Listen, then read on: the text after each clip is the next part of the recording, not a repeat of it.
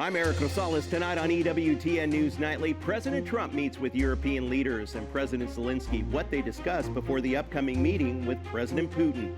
After the collision of two Chinese ships, the U.S. Navy deploys two vessels to the highly contested area, what they're doing in the South China Sea. A new study looks at the decline of believers in the U.S. and proposed solutions. We speak to one of the authors. Plus, turning sorrow into joy. How Pope Leo says that we can take the challenges in life and turn them into moments of conversion. These stories and much more tonight. From EWTN, the Global Catholic Network, this is EWTN News Nightly. Thank you so much for being with us. Our top story tonight, President Donald Trump tells EWTN News that he does not think he can persuade Russia's Vladimir Putin to stop killing people in Ukraine. The president made the statement shortly after he met virtually with the head of Ukraine and European leaders to discuss the 3.5-year war. For the very latest, let's check in with White House correspondent Owen Jensen. Owen. Well, good evening to you, Eric. As President Trump tries to end the war in Ukraine, the number of civilians being killed there in the war continues to climb almost daily. And today, at an event at the Kennedy Center, I was able to ask President Trump directly about that.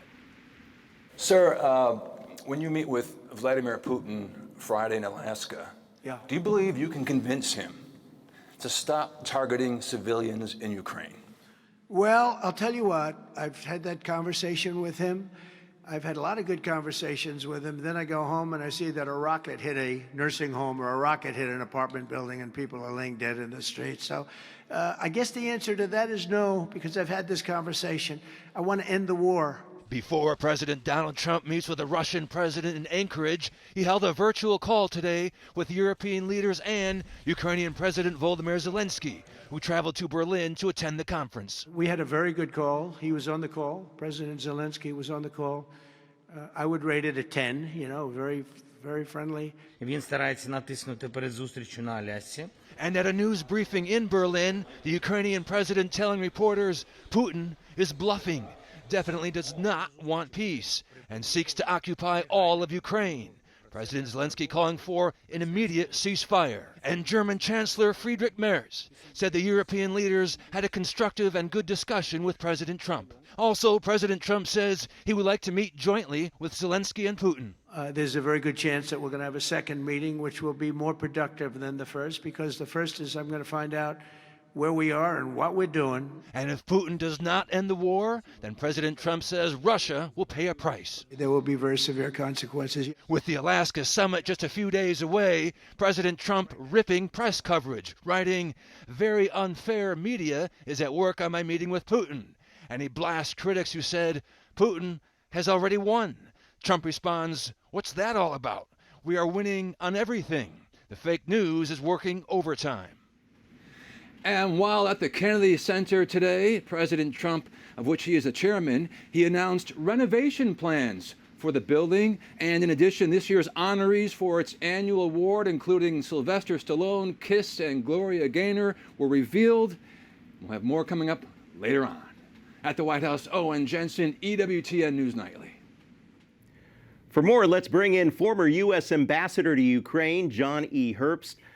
Ambassador, thank you so much for joining us. As we know, French President Emmanuel Macron says that President Trump was very clear in the meeting that the U.S. wants to achieve a ceasefire. Do you think that President Trump is capable of securing this deal with his meeting coming up on Friday with Russian President Vladimir Putin? I think there's no chance that this meeting would lead to a ceasefire. It could be used to eventually get to one. But right now, Putin thinks he has the advantage over Trump. Because remember, just 1 week ago, the American position was, the Trump position was, if Putin does not agree to a ceasefire by August 8th, massive sanctions, massive tariffs will be imposed on Russia and its principal trading partners. Since basically starting by Thursday night, Friday morning, Washington time last week, that position had changed to having a summit. So Putin was able, by proposing a meeting, to avoid sanctions. And only serious pressure on Russia could lead to a stable ceasefire. And during the meeting, President Zelensky said that he told the group of that Russian President Vladimir Putin is actually bluffing about the impacts of sanctions. Are sanctions actually hitting Russia hard right now?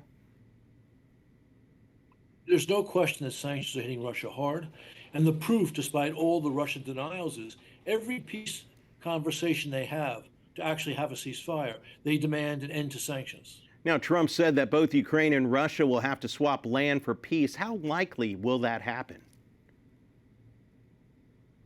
Well, Zelensky has expressed a willingness to compromise, including on territory, but he needs strong measures on security. Russia has expressed no interest in compromise whatsoever, and that's something that American policy needs to take into account. Now, what if there's no progress following this meeting on Friday with Putin? What's next then? The war continues? Well, I believe, for sure the war is going to continue until Putin decides he cannot win it on the battlefield. Trump spent 2 months before agreeing to the summit, putting pressure on Russia.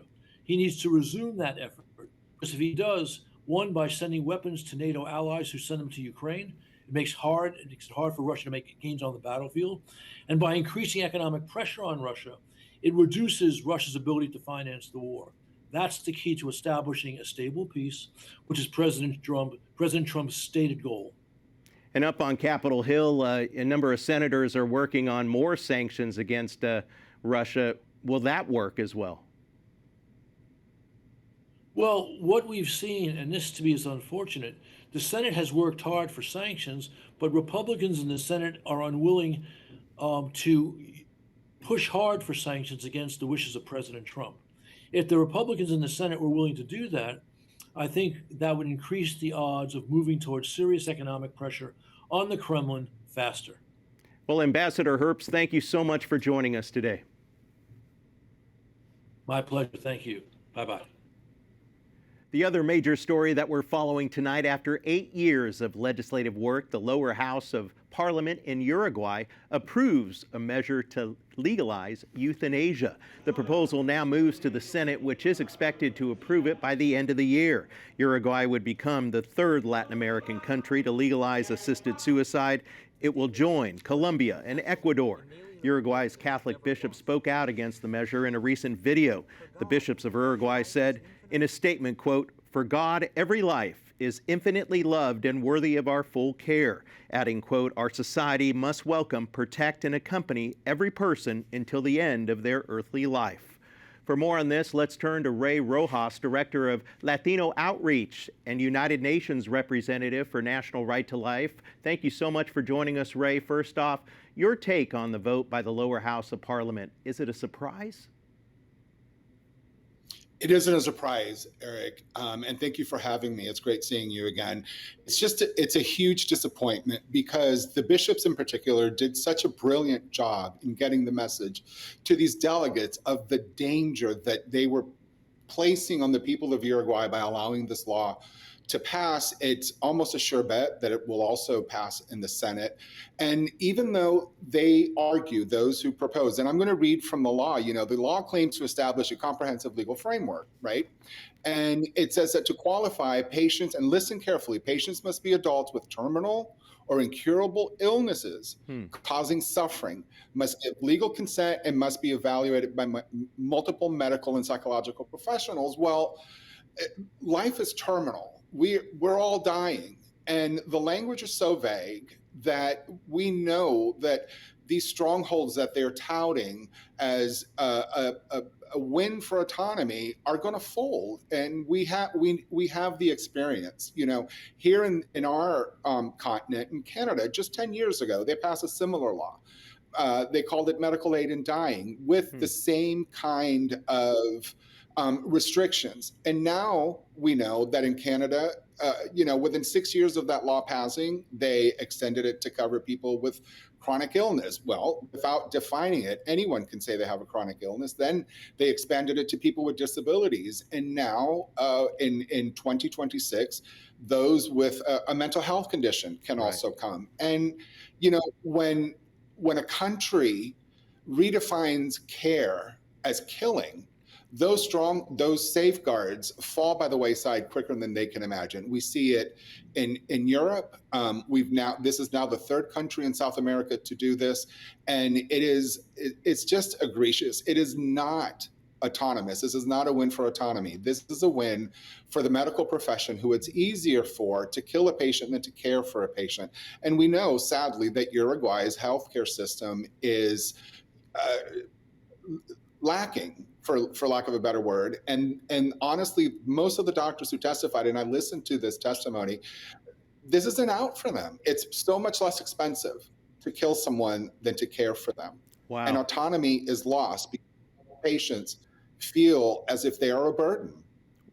Man, I tell you, this is opening up Pandora's box over there. And, the Catholic bishops were so strong in speaking out against this effort to legalize assisted suicide. But does that say anything about the state of the church in Uruguay?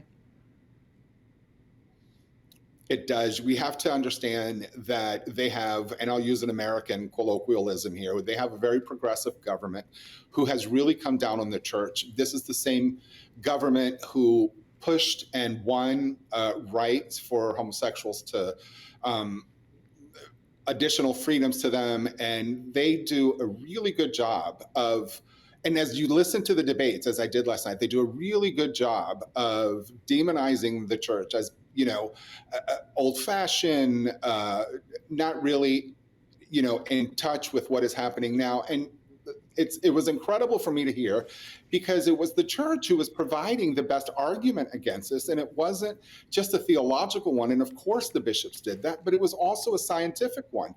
The bishops spoke, and their literature and the things that they discussed was about, let's increase the government, instead of killing people, the bishop said, why don't we increase programs in palliative care, which is when we can take care of people who are in pain, who are suffering, and we provide them with the goodness, the kindness, and the real dignity of ending their life naturally, not being tied to a gurney and injected as if they were, a convicted criminal in a Texas jail. The bishops gave the absolute best scientific evidence against this, and no one listened. They were just set aside as being, these, old guys. Right. None of that was true. They gave the best argument, and they rejected it on by a 2/3 vote. Well, Ray, it's we're astounding. gonna leave it right there. But thank you so much for your insight, and thanks for joining us tonight. Thank you, Eric. In other news, in the Middle East, multiple airstrikes target the city of Khan Yunis in the Gaza Strip.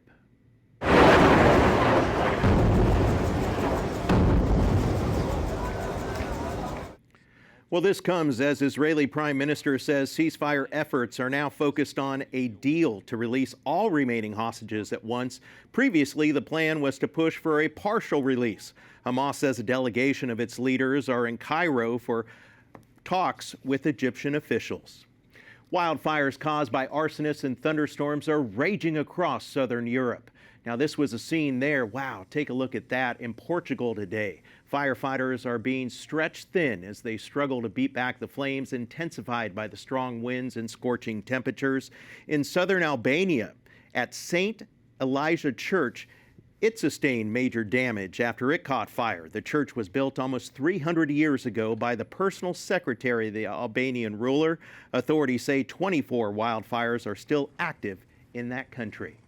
The United States briefly deployed 2 warships in the disputed South China Sea. The USS Higgins and USS Cincinnati were deployed to uphold freedom of navigation in the South China Sea. It's the same area where just 2 days ago, Chinese Navy and Coast Guard ships collided while trying to drive away a smaller Philippine ship. Well, the high seas incident was caught on video and alarmed Western and Asian nations. Well, back here at home, Congress is under pressure to investigate conditions at detention facilities run by the Immigration and Customs Enforcement Office, also known as ICE. Those ICE centers house around 58,000 detainees. Reports of abuse and overcrowding have been raised, and just this week, a Colorado Democrat says he visited a facility and was not happy about what he found. This has been the most difficult visit in terms of getting information, getting answers out of the facility, out of the employees, and being obstructed from conducting full oversight that I've had in over 6 years. Lawmakers have the legal authority to make unauthorized visits to ICE detention centers, but some have been turned away. New guidance asks for a 72-hour notice. The reason we gave previous notice, we wanted to see what the heck was in there. But because we were forced to give 7 days notice before we went, it was very convenient, a lot of the things we saw.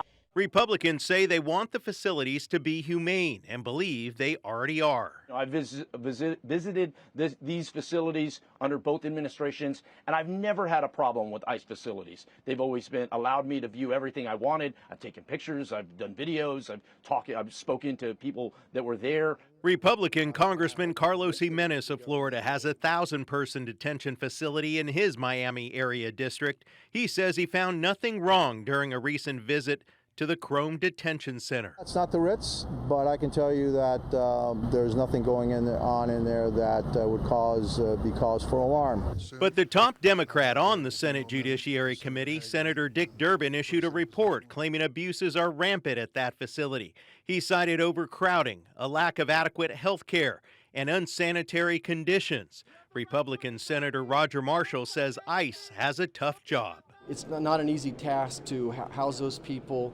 and give them proper due process as well. I think that DHS is doing the very best job they can, but we have nothing to hide either. A number of Democrats have filed lawsuits against the Trump administration about conditions at ICE facilities. Just this week, a New York judge ruled that a Manhattan detention facility must provide mats, bottled water, and even additional meals to detainees if requested.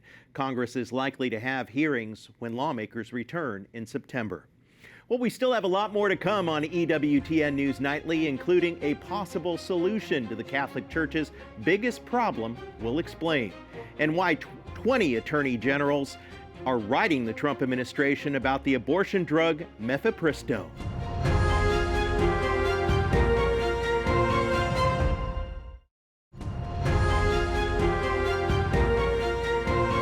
Welcome back. More than 20 Republican attorneys general are demanding that the Trump administration reinstate safety protocols for the abortion drug mifepristone. The safeguards were scrapped under both the Biden and Obama administrations. In the letter, they wrote that the drug's adverse effects happen 22 times more often than stated on the drug's label. Those effects include hemorrhaging, emergency room visits, and ectopic pregnancies. A federal appeals court says Arkansas can ban transgender procedures for minors. The ruling reverses a lower court's decision that blocked the law from taking effect. The Court of Appeals says Arkansas has, quote, a compelling interest in protecting the health of minors. A new study out this week shows that the majority of Americans raised Catholic no longer practice their faith, but it also shows how we can reverse that trend. First, let's take a look at the numbers. The study published in the Church Life Journal found that in 1973, 34% of those affected were raised Catholic, went to Mass every Sunday. In 2002, that number fell to 20% and fell even further in 2022 to just 11%. We'd like to welcome Michael Rhoda, professor of philosophy at the University of St. Thomas in Minnesota and one of the authors of the study. Michael, thank you so much for joining us. You know, I got to tell you that the fact that there's been a decline in religious practice belief in the U.S. is nothing new. It's disturbing, but your study actually diagnosed the problem and how to fix it. Tell us more about it. Well, the three largest reasons that retention among Catholics, so when people are raised Catholic, we can ask if they're still Catholic, if they're still practicing as adults. Today, we're losing about 9 out of 10 cradle Catholics in the United States. The three biggest reasons are weaker social connections among Catholics, the values gap between Catholic morality and mainstream American morality, and the internet and smartphones. And you say one of the main keys to reversing this trend is community. Talk to us about how that's important. Right. Well, 100 years ago, Catholic community came pretty easily for most Catholics in the U.S. You didn't have to go look for it. Maybe you were a Polish Catholic in Milwaukee, you lived in the Polish neighborhood, you went to the Polish parish, it just kind of happened. Today, our mode of living is our neighbors are more heterogeneous in terms of religion. Our friends, our coworkers have come from all different faiths or no faiths. So we have to seek community out. Just going to Sunday Mass and leaving, if that's all the religious activity you do as a family, that doesn't work anymore for handing on the faith to our children, because the wider culture will no longer guide them back to faith. Rather, it's more likely to take them away. Yeah, that kind of goes to my next question, is how can Catholic families and parishes work together to build this lasting community? And even us here at EWTN can play a role in that. Absolutely. So community is a key. We know a lot about the factors that make it more likely cradle Catholic youth will retain their Catholic identity as they grow into adulthood. Here are some of the factors. If both parents are on the same page religiously and are very active religiously, that helps. If it's clear to the children that the faith makes a difference in the everyday lives of the parents, that helps. If the kids are religiously active, that helps. If the kids have many faith-supportive peers, that helps.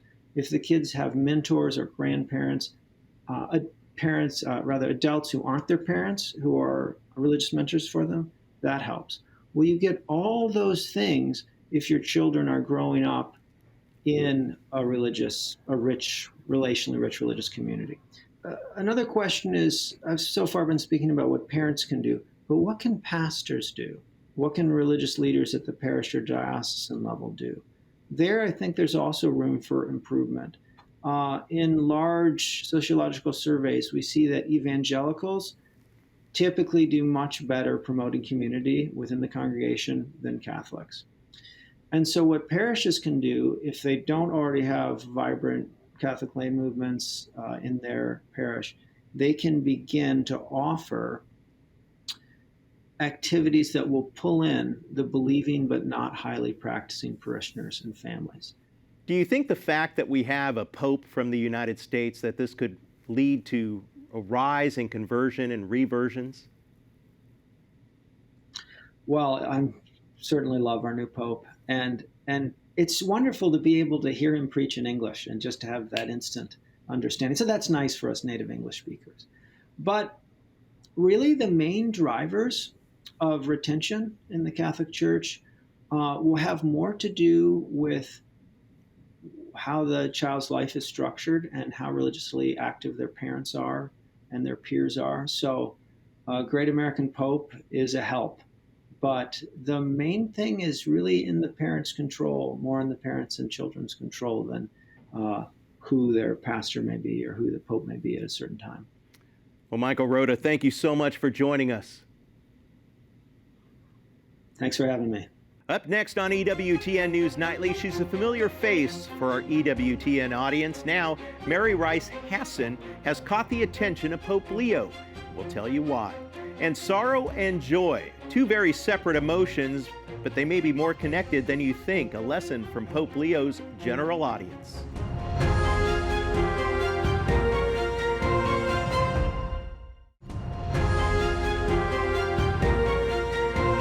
We have some good news to share. Mary Rice Hasson, a senior fellow at the Ethics and Public Policy Center and frequent guest on EWTN, is being honored by the Vatican. The Holy See is giving Hasson an award for distinguished service to the Catholic Church. One colleague says Hasson, quote, is a gift to the Catholic Church to the United States, and she will receive the award next month in a private ceremony surrounded by family and friends. And Bishop Michael Burbidge, the head of the Catholic Diocese of Arlington, will also attend. Well, Pope Leo reminds the faithful that sorrow for our sins can be an opportunity for conversion and joy. Dio invece accetta di soffrire. At the weekly talk, the Holy Father urges the pilgrims to recall that we are God's beloved children embraced by his forgiving love. The Pope also explained that seeking a real conversion helps us in the journey towards salvation despite our fragility. Today, the Church commemorates two saints, St. Poncian and St. Hippolytus. St. Poncian became Pope in the year 230 during a period of Christian persecution. He was exiled to die in the salt mines of the Italian island Sardinia. Hippolytus was a priest and theologian who rebelled against the church when Callistus became pope. However, he was also sent to the mines of Sardinia and met Poncian, who helped him to reconcile with the church. Both died in the mines as martyrs for faith. Want to thank you for watching tonight. Remember, you can follow us on social media, Facebook, X, and Instagram at EWTN News Nightly. I'm Eric Rosales. Have yourself a wonderful night. Y vaya con Dios.